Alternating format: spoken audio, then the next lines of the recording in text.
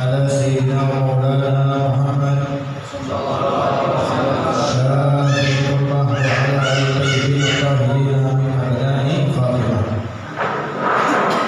بسم الله ما شاء الله لا يسوق الخير إلا الله. بسم الله ما شاء الله لا يسوق السوء إلا الله. بسم الله ما شاء الله ما كان من نعمة فمن الله. بسم الله ما شاء الله لا حول ولا قوة إلا بالله. Ikuti setelah saya. Astaghfirullahaladzim.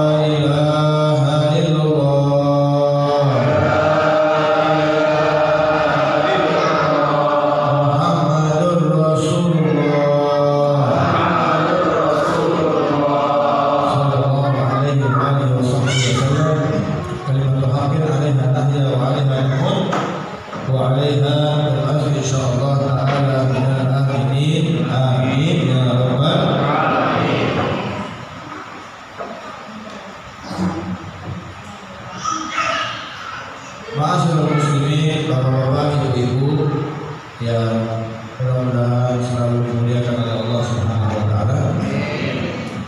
Alhamdulillah, kita bersyukur kepada Allah karena malam ini kita masih diberikan kesempatan oleh Allah untuk bisa menghadiri rutinan bulanan kita satu bulan sekali di masjid Baitul Muharram, yang mudah-mudahan selalu mendapatkan limpahan rahmat karunia dari Allah Subhanahu wa taala. Alhamdulillah sudah selesai kita mencetak kitab ya, alhamdulillah. Dan dari bulan kemarin itu tunggu baru bulan ini selesai ya. Nikmat dari Allah. Silakan diambil kitab ini hadiah secara gratis ya, nggak bayar. Tapi kalau hilang minta lagi 1 juta. Dan di kitab ini kalau di yang paling depan warna kuning tuh, ada kuning tuh biasanya peringatan ya. Kalau dibaca dan direnungi kalimatnya itu apa itu? Tidak dibuat-buatkan, di bawahnya. Berarti kalau ada fotokopi haram hukumnya ya. Kenapa Beb? Zaman sekarang kan zaman kopas, copy paste. Bukan berarti kita melarang, kita belum tahu ya. Di dalam ini kan yang namanya percetakan pasti ada salah. Makanya perlu belajar dulu. Kalau sudah paham semuanya, silakan disebarkan. Tapi untuk saat ini nggak boleh dulu. Karena dulu pernah ada satu sahabat kita juga di satu wilayah, dia dapat ijazah dari kita, kemudian dia fotokopi. Kita belum sempat memeriksa ada benar atau salahnya, itu belum sempat diperiksa. Udah nyebar ribuan cetak dia. Udah nyetak baru ngomong gitu. Nah, zaman sekarang kan begitu, nyetak dulu baru ngomong dulu baru nyetak, beda kan? Setelah saya seleksi, ternyata ada yang salah. Oh, gimana tuh coba? Tanggung jawab siapa kira-kira? Tanggung jawab yang nyetak. Jadi kalau misalkan kurang, bilang ya. Insya Allah kita akan berikan. Tapi biasanya satu orang satu, nggak boleh 2 ya. Tapi kalau misalkan istrinya mau nggak apa-apa ya. Walhasil intinya kitab ini hanya buku panduan saja ya, buku panduan rutinan kita. Di dalamnya ada beberapa istighosah zikir. Jadi untuk malam ini dan seterusnya mungkin kita akan hanya satu dulu ya, jangan langsung sekaligus. Kalau sekaligus nanti bahaya ya, ibarat makan kenyang ya. Satu aja dulu kita realisasikan, kemudian kita amalkan, kemudian kita jadikan makanan pokok kita gitu. Jadikan apa namanya senjata. Kemudian nanti diajarkan tata cara bacanya, maknanya, manfaatnya. Makanya perlu bawa buku ya. Kemudian sekali lagi mohon kitab ini jangan sejajar di lantai ya, awas ya. Karena kita nggak sengaja masuk remeh. Padahal di dalam kitab ini ada nama Allah, ada Al-Quran, ya kan, ada hadis-hadis doa-doa dari Nabi SAW. Barang siapa yang memuliakan ini pasti akan dimuliakan oleh Allah. Tapi sebaliknya kalau menganggap remeh akan diremehkan juga oleh Allah Subhanahu wa taala. Nah, akhir-akhir ini banyak kita dapati ya, ada satu orang tuh saya lihat apa namanya tahlil ya, ada yang meninggal cetak buku ya, ada foto orang tua almarhum atau almarhumah, pas baca Yasin paginya lempar ya, dalamnya Al-Quran. Kenapa? Karena memang mereka tidak memahami ya. Kalau mereka paham di dalamnya itu ada nama Allah, pasti tentunya mereka akan menjaga. Dulu ada satu orang salaf kita, dia jalan nih, kemudian di tengah jalan melihat ada potongan-potongan Al-Quran ya, potongan-potongan Al-Quran, masih ada ayatnya.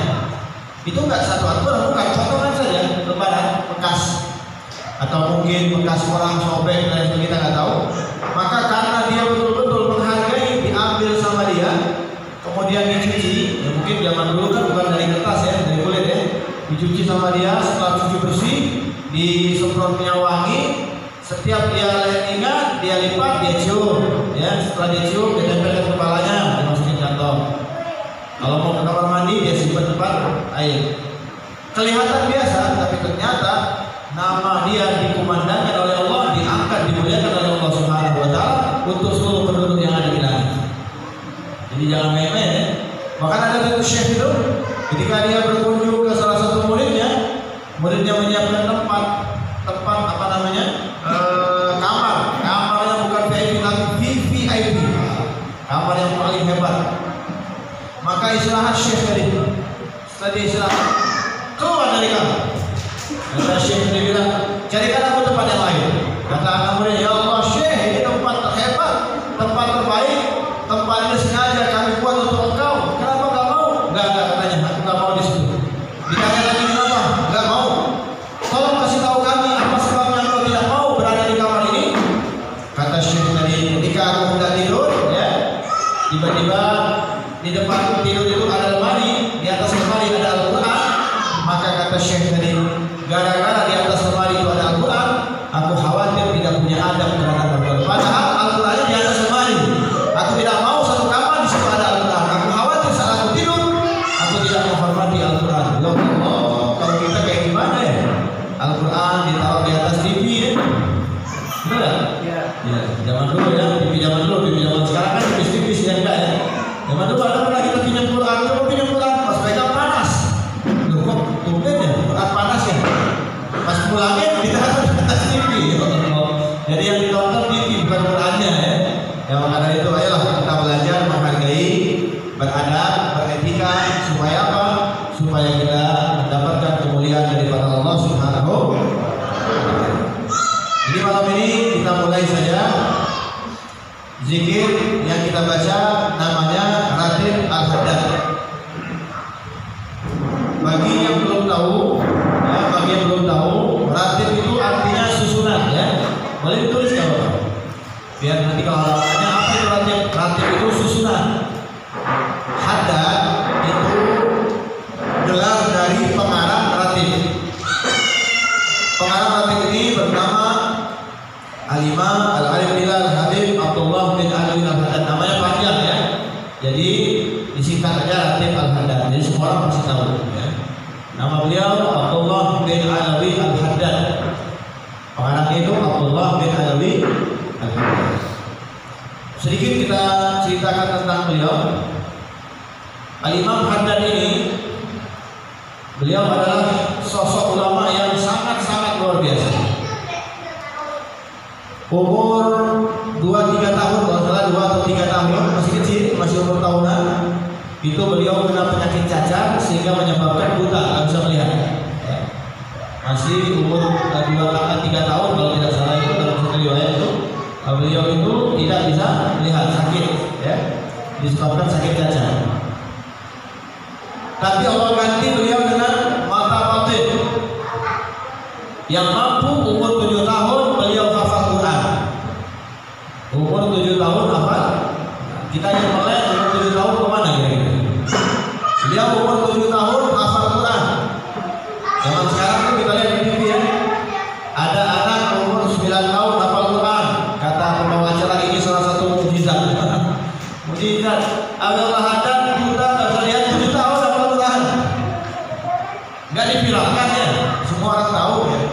Bahkan beliau umur 11 tahun hafal kitab Muwatta. Kitab Muwatta itu karangan Imam Malik ya. Imam Haddad ini seorang ulama yang sangat luar biasa, belasan tahun sudah menjadi ulama besar, menjadi imam. Kitab karangan beliau banyak sekali, di antaranya Risalatul Mu'awanah, Nasihatul Diniyah wal Wasaya, Ad-Da'watul Tammah. Nah, juga beliau ini kebanyakan belajar sama gurunya, tapi gurunya mengatakan dia bukan murid saya, tapi dia adalah guru saya. Murid yang sangat luar biasa, canggih ya. Beliau punya pemahaman yang sangat hebat. Beliau juga mujahadahnya sangat luar biasa, bukan hanya hebat, bukan hanya alim, tapi beliau juga min ahli ibadah. Salah satu ibadahnya beliau itu, beliau mengatakan tidak ada satu sunnah Nabi pun semuanya sudah aku lakukan, gak ada yang tertinggal. Jangan tanya wajibnya ya, jangan tanya wajibnya. Semua sunnah Nabi semuanya dipakai, diamalin sama dia. Gak ada satu pun sunnah Nabi yang tertinggal. Saking cintanya sama Nabi Muhammad SAW. Bahkan beliau kalau habis ngajar, habis belajar, ngajar, taklim, ya kayak gini habis majelis.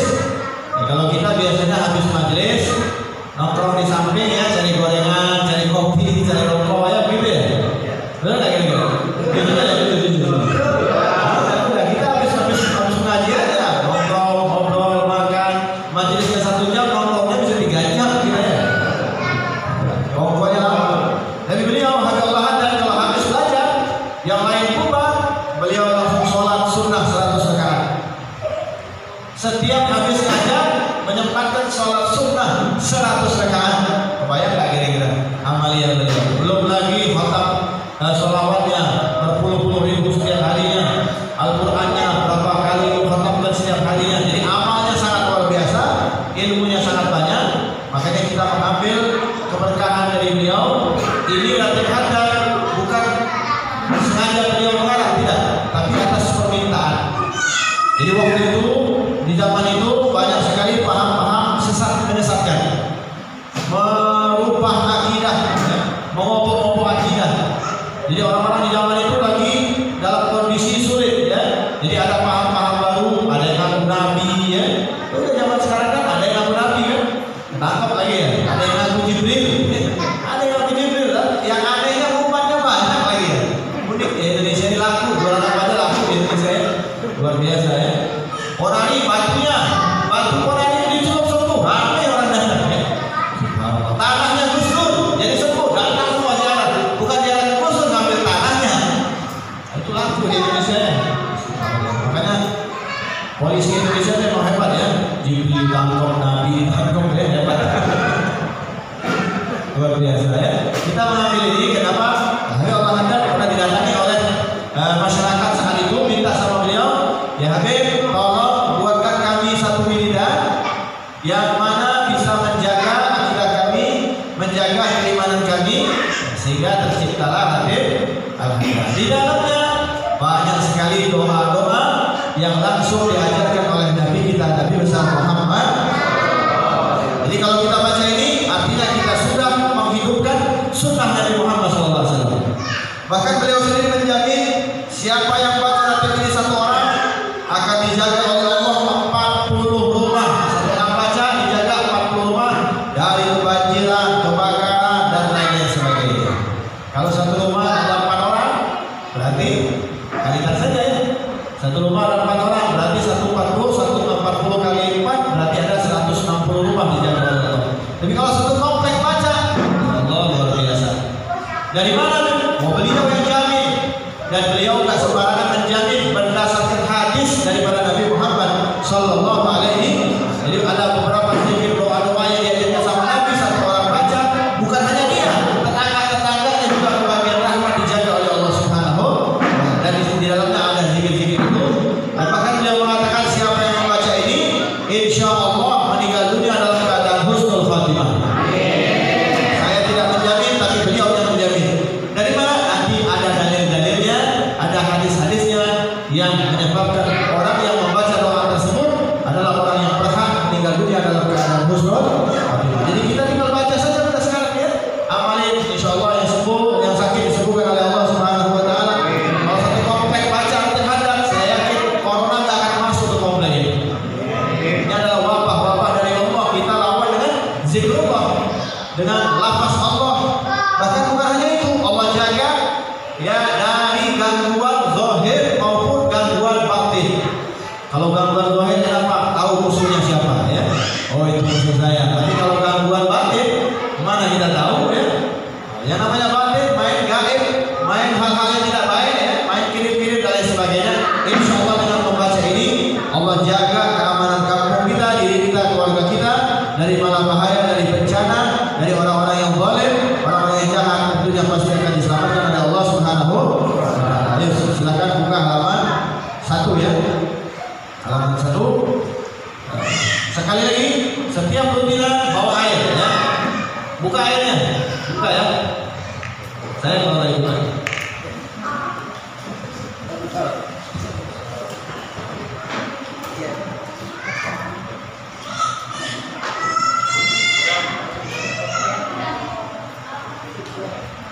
Ada yang nanya, itu buka-buka air segala, masih niup-niup, ada dalil nggak? Ada dalilnya, nanti kita sampaikan dalilnya langsung dari Nabi Muhammad SAW ya. Enggak, lebih baik di depan masing-masing, jangan di sini. Lebih baik di depan masing-masing, karena nanti kita sendiri yang niup, bukan Habib yang niup ya. Zaman sekarang kan bahaya ya orang-orang. Kita niup sendiri aja. Insya Allah itu lebih afdal ya. Niup itu orang-orang soleh, kita bukan orang soleh ya. Sudah semuanya bukan?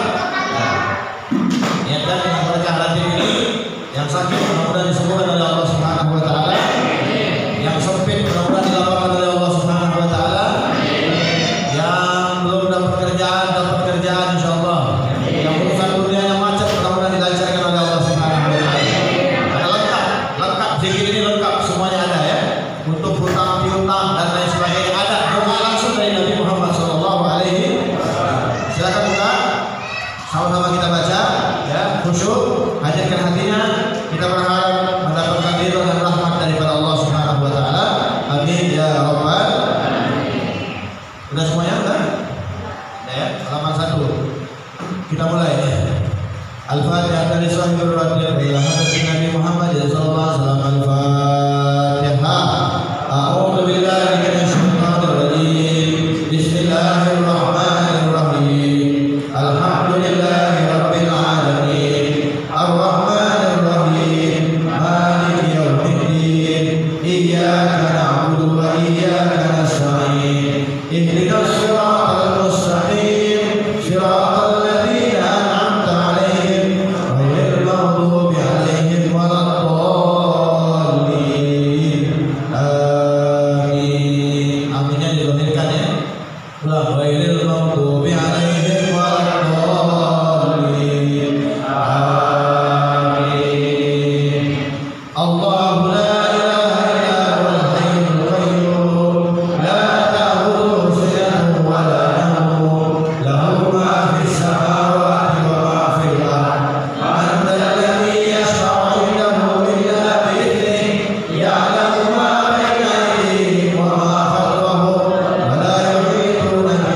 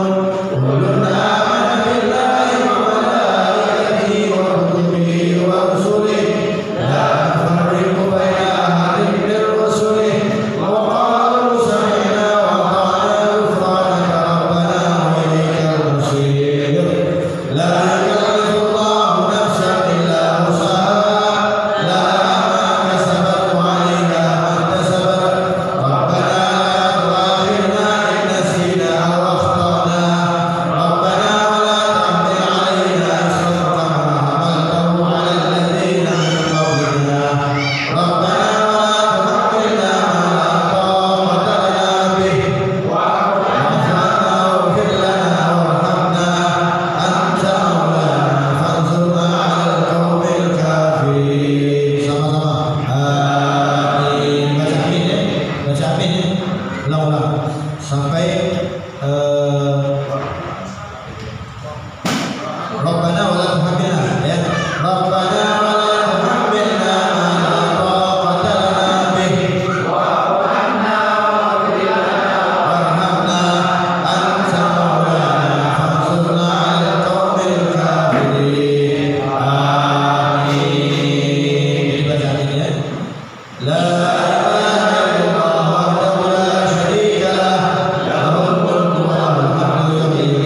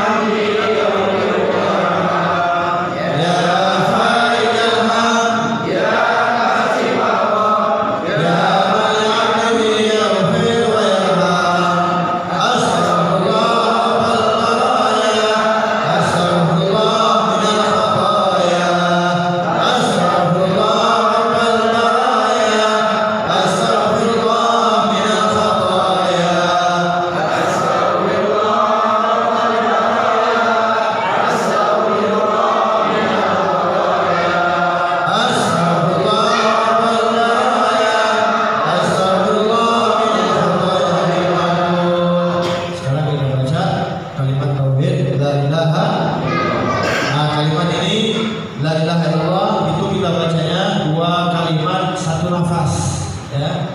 Jadi bukan la ilaha illallah, la ilaha kekaitannya bukan. Jadi dua kalimat satu nafas kayak gini dengerin ya. La ilaha illallah, la ilaha illallah. Satu nafas ya. Jangan la ilaha illallah, la ilaha illallah. Lah begitu. Boleh, boleh, tapi Habib atau saya dapat ijazahnya nggak seperti itu. Ya, kita dari guru ke guru dan seterusnya.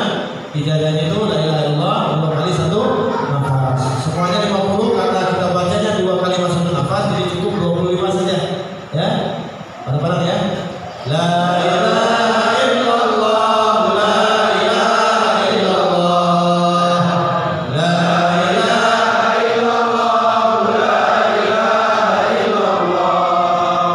La ilaha illallah, la ilaha illallah. La ilaha illallah, la ilaha illallah.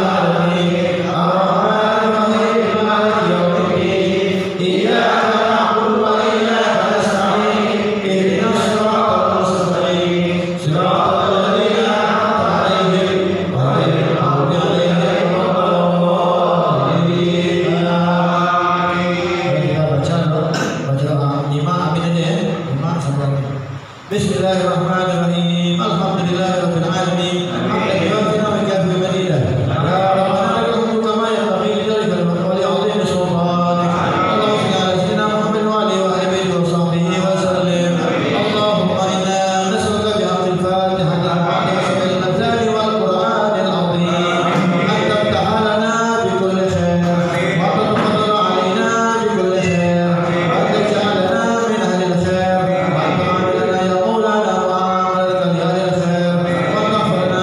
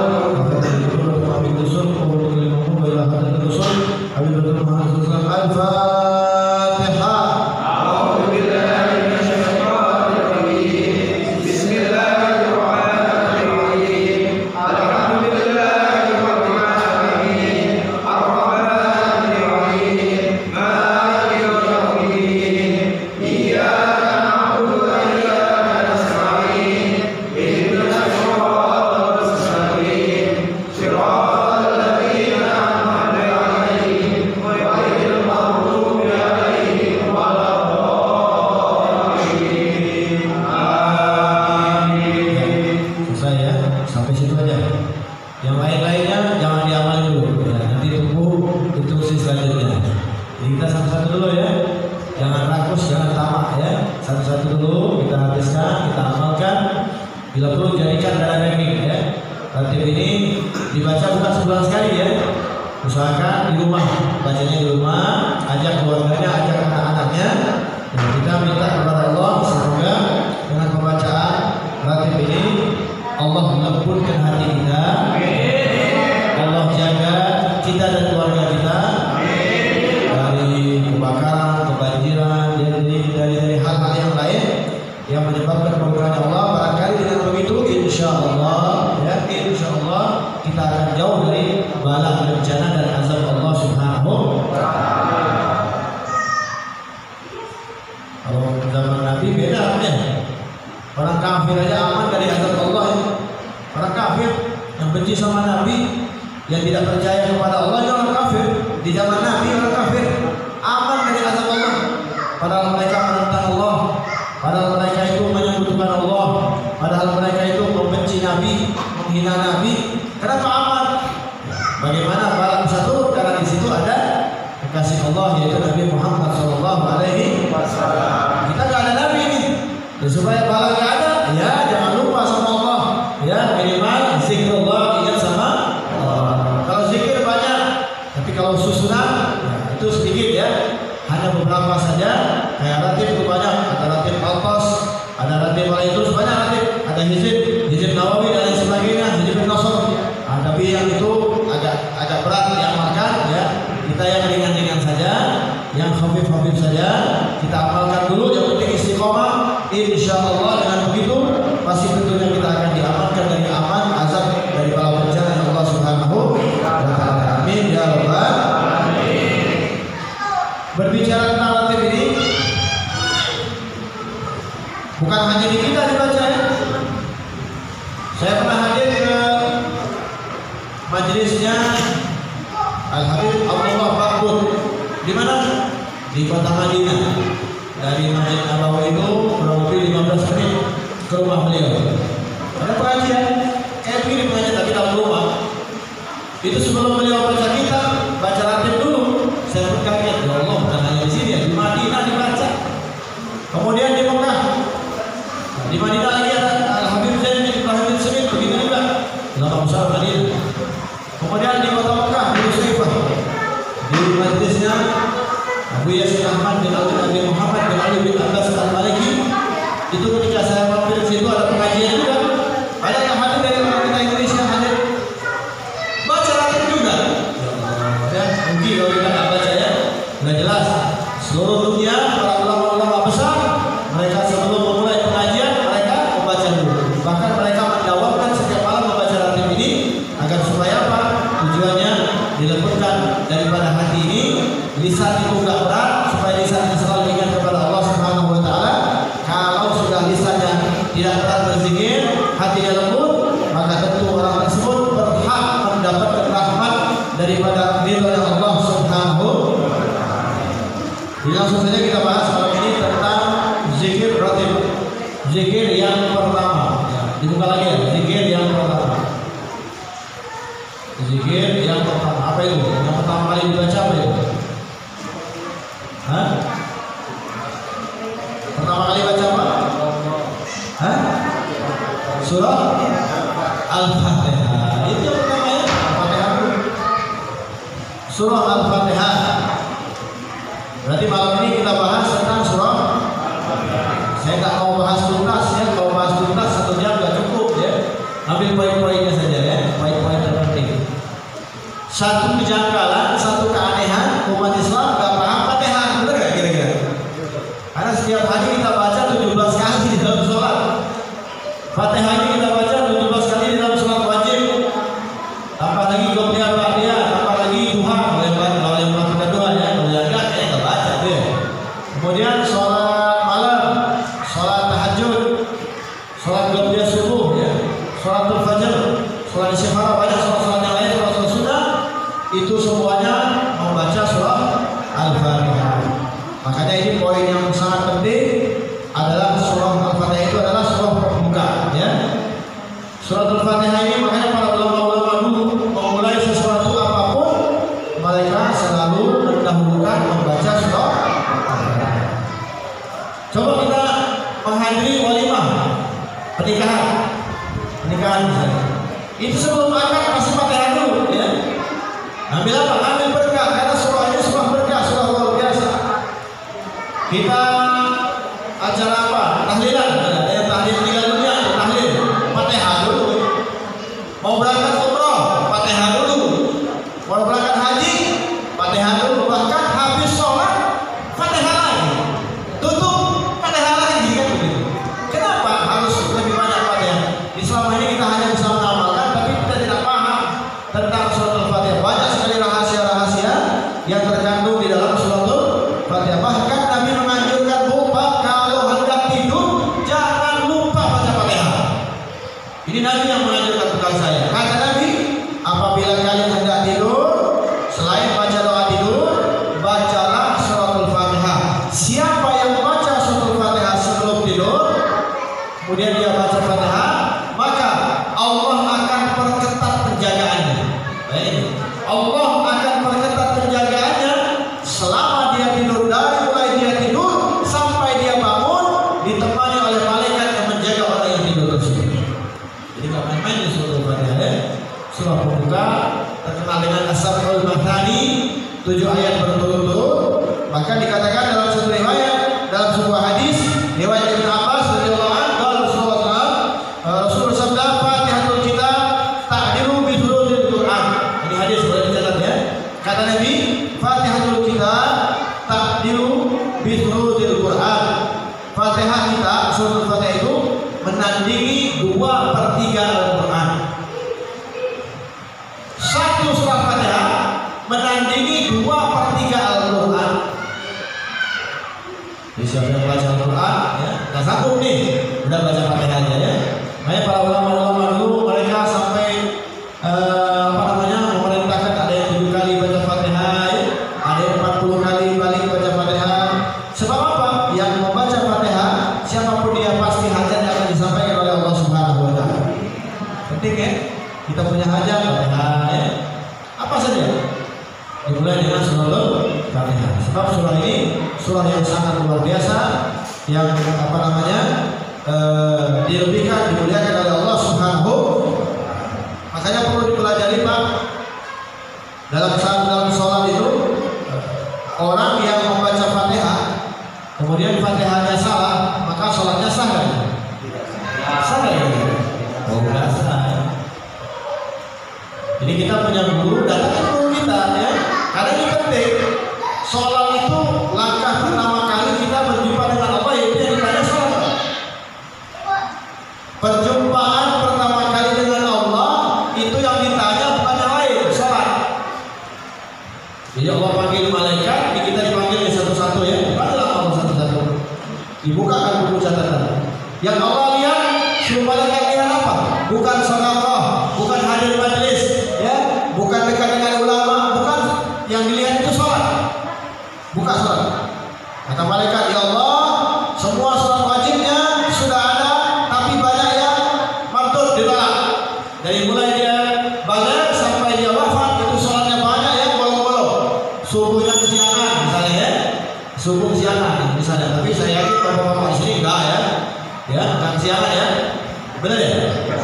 Ya, ngaku aja, ngaku aja.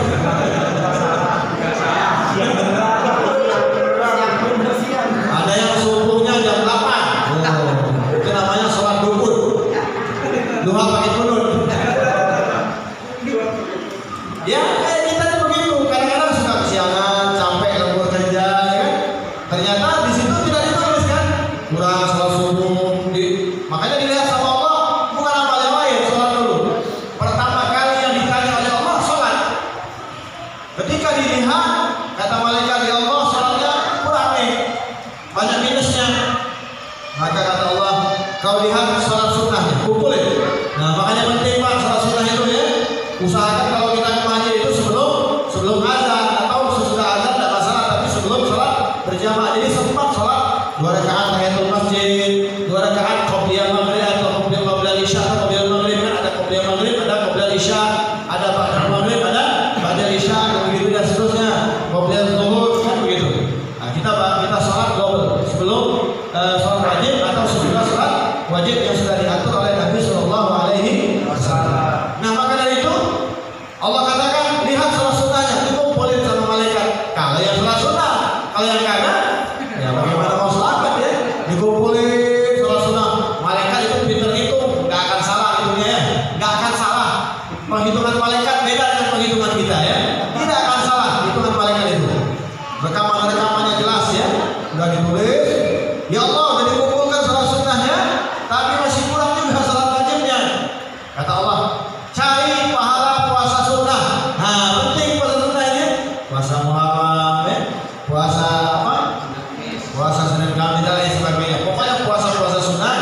jangan dipaksa ya. Kadang-kadang terpaksa ini puasa, tapi di rumah memang puasa kita makan. Nggak boleh ya, artinya kita puasa boleh.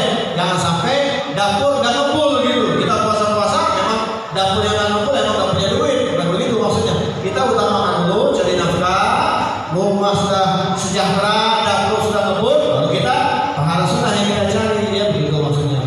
Nah, kemudian dikumpulkan puasa sunnah, dihitung lagi sama malaikat, nggak akan salah hitung, pasti nggak salah hitung hitungan malaikat, beda dengan hitungan kita ya.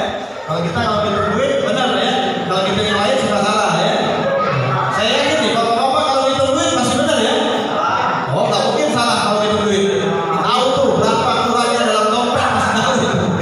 Kalau malaikat itu selalu benar ya. Nah, dihitung lagi puasa sunnahnya, kemudian ya Allah, puasa sunnahnya tadi itu masih mudah-mudah sholatnya.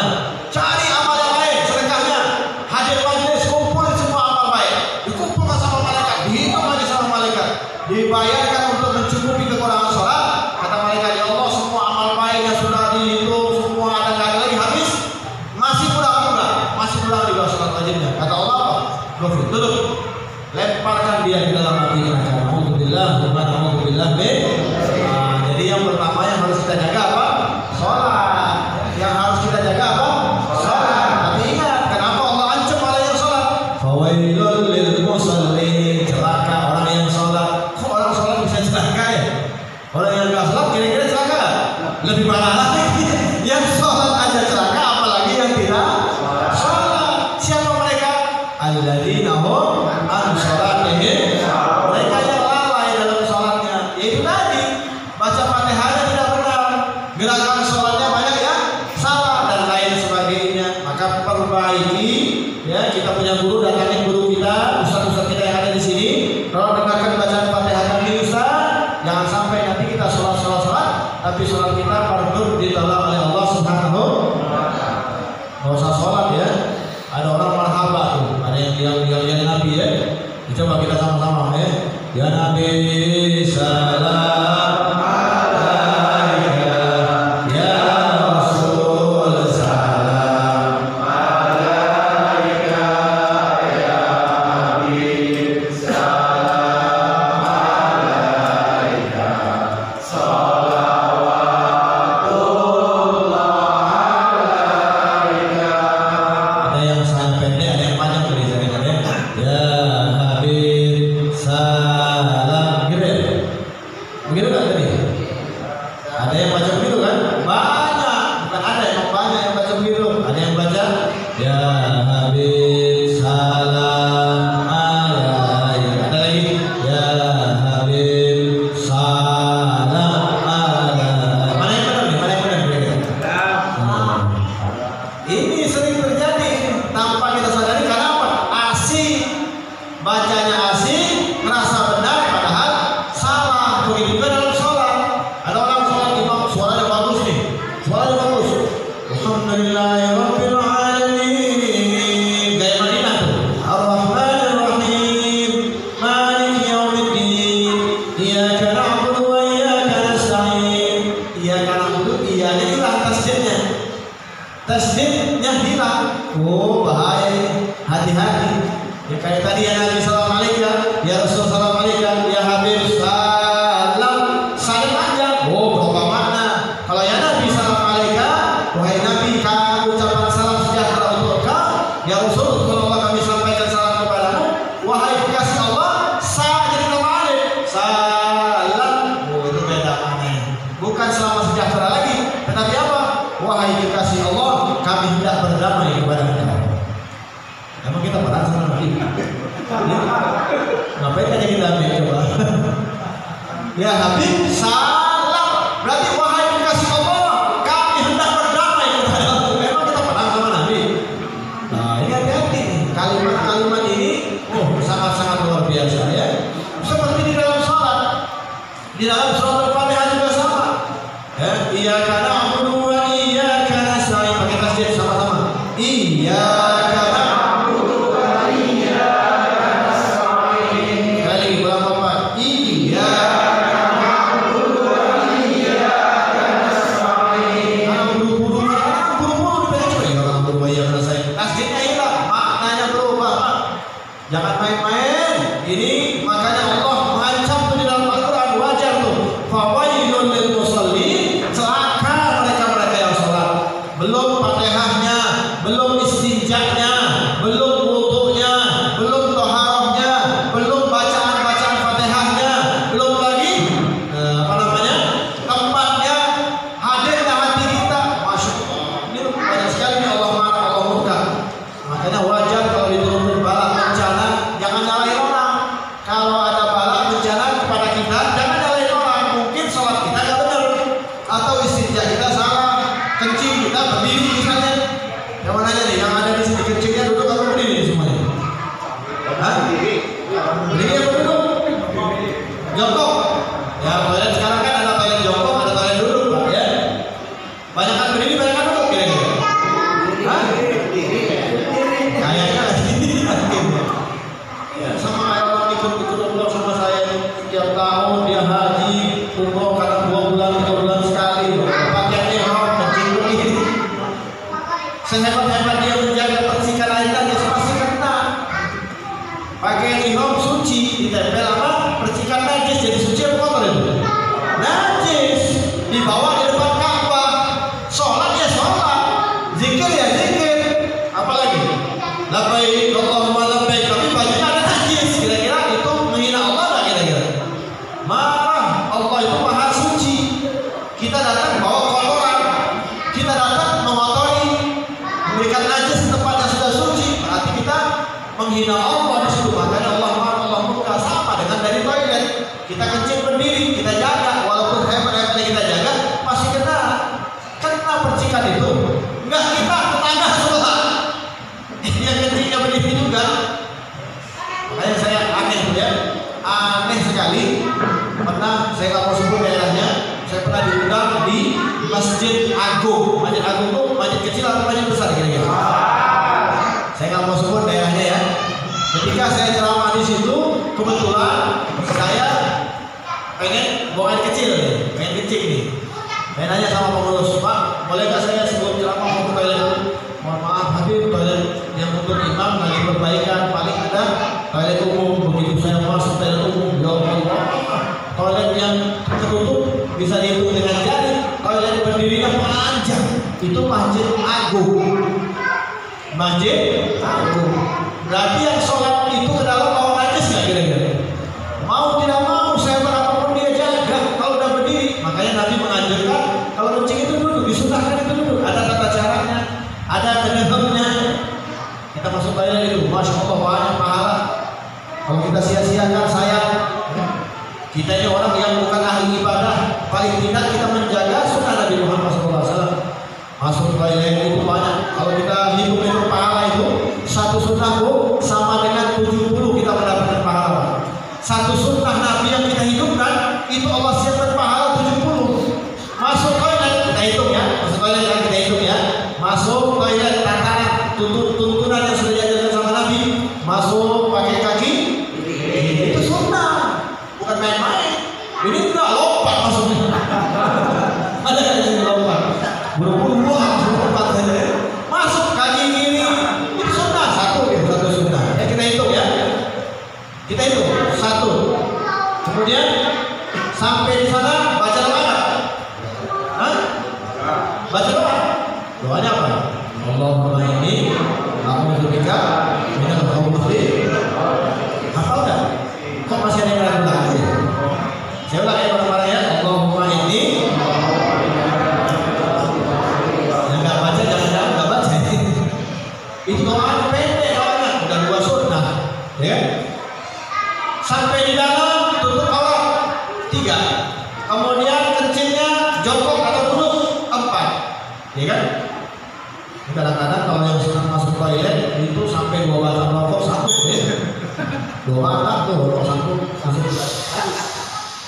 Kebayang nggak di toilet yang paling bau kotor disedot? Saya nggak kebayang itu gimana nikmatnya rokok disedot. Ya, nikmat nggak kalau rokok di dalam toilet? Nikmat banget. Sengaja kadang-kadang pas mau nongkrong di toilet yang di rokok dong. Padahal toilet itu tempat kotor ya. Habib tahu dari mana sih? Ya saya sering ke rest area.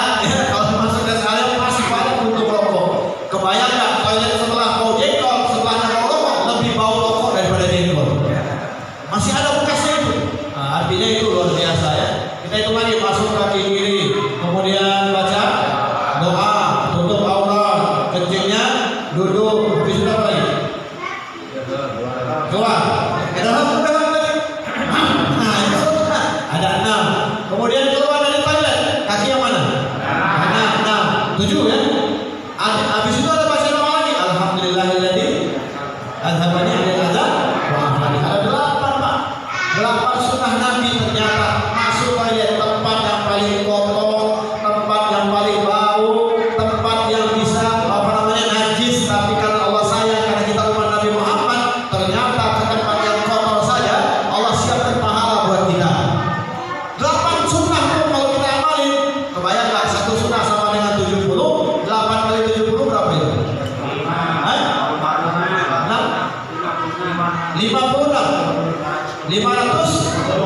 560 pahala Allah siapkan untuk kita ketika masuk ke dalam toilet. Sehari semalam berapa kali masuk?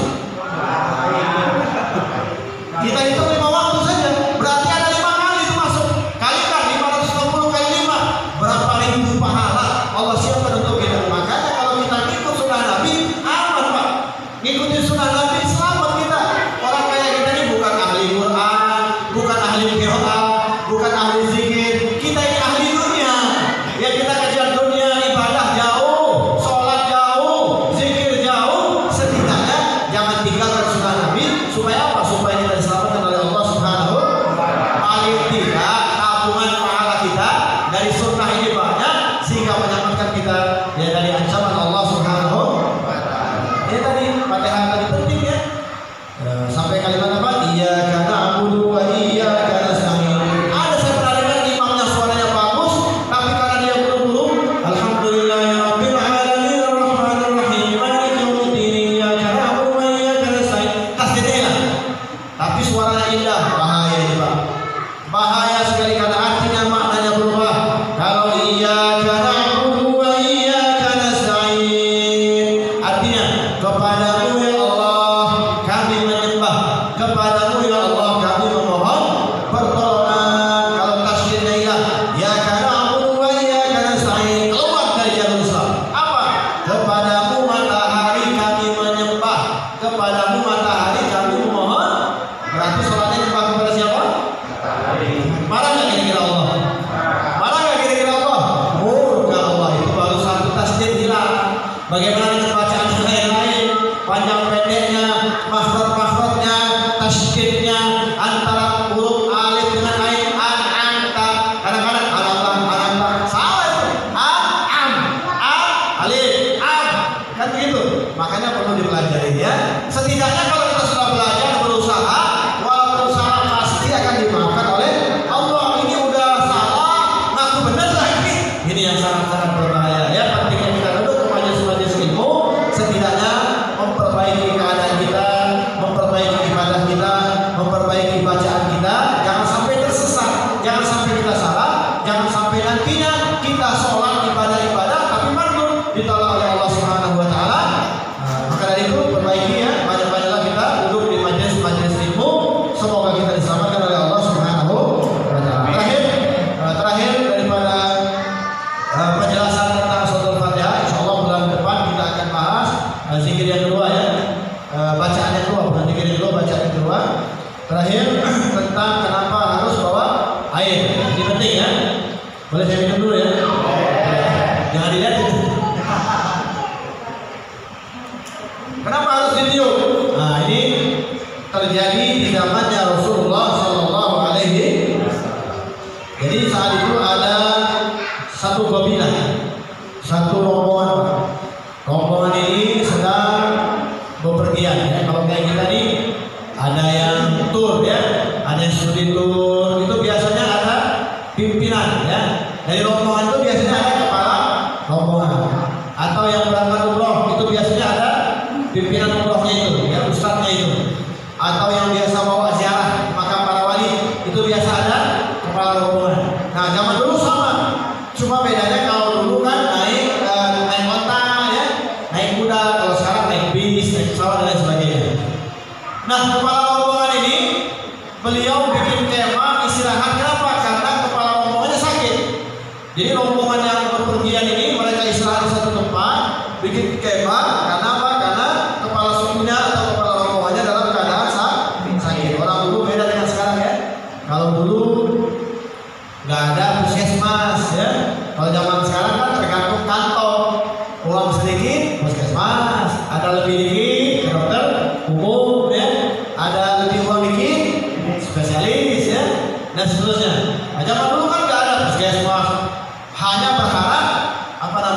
obat-obatan yang seadanya, gitu ya, dari obat-obatan herbal seperti itu, ramuan-ramuan. Karena mereka yang dalam perjalanan kan cari ramuan susah, jadi mereka berserah diri kepada Allah, nahan sakit aja.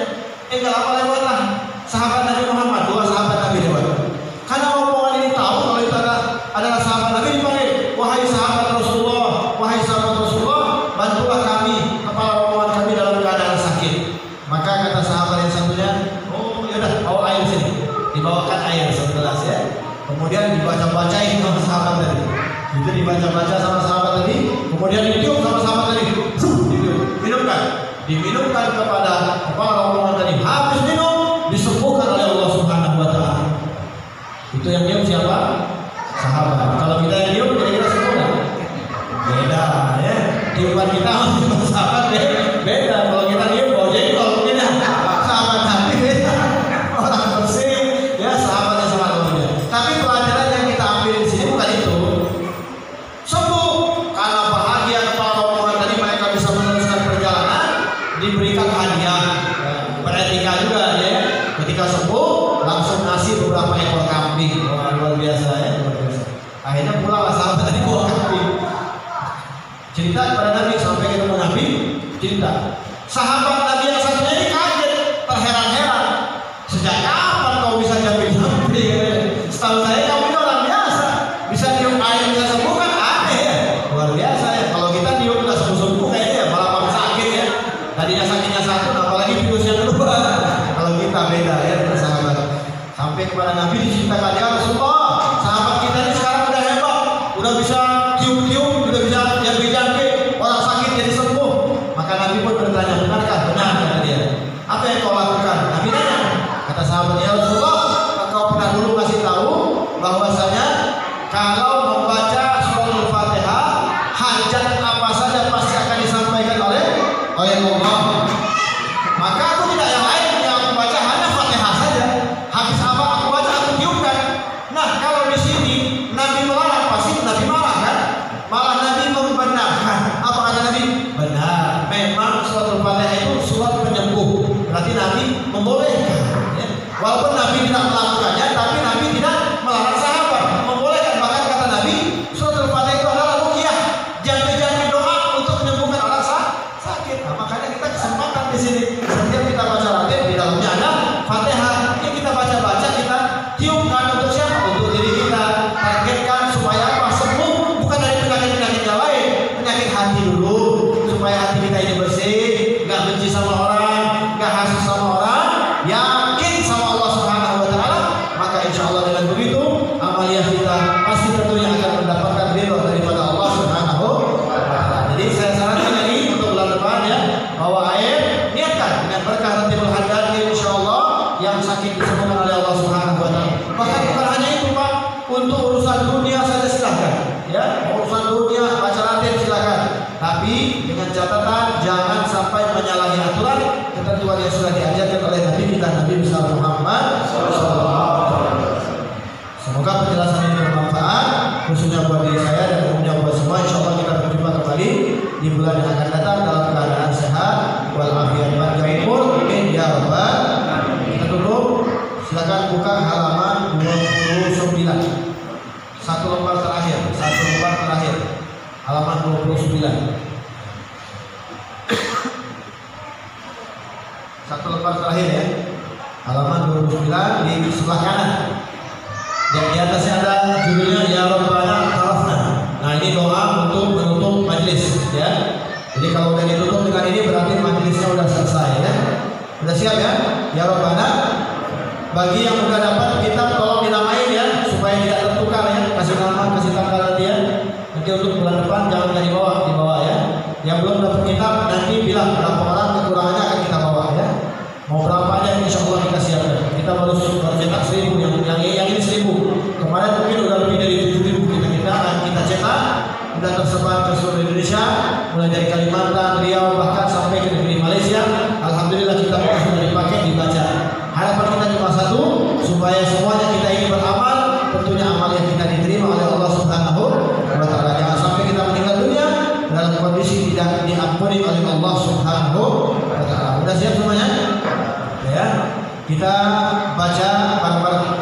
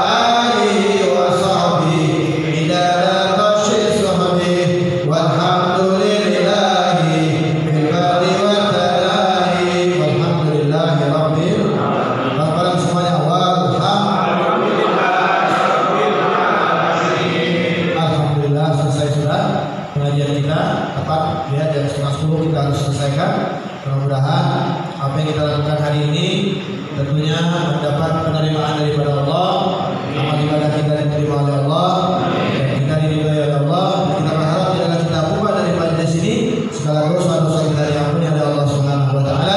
Amin ya rabbal alamin. Insyaallah kita berjumpa kembali di bulan yang akan datang, kalau tidak salah, kalau dicatat tanggalnya tanggal 15 ya. 14 ya. 14 November insya Allah. Kita berharap mudah-mudahan kita panjang umur sehat walafiat. Amin ya rabbal alamin. Ini saja akhir kalam. Wabillahi taufiq wal hidayah wal afu minkum jami'an. Wassalamualaikum warahmatullahi wabarakatuh.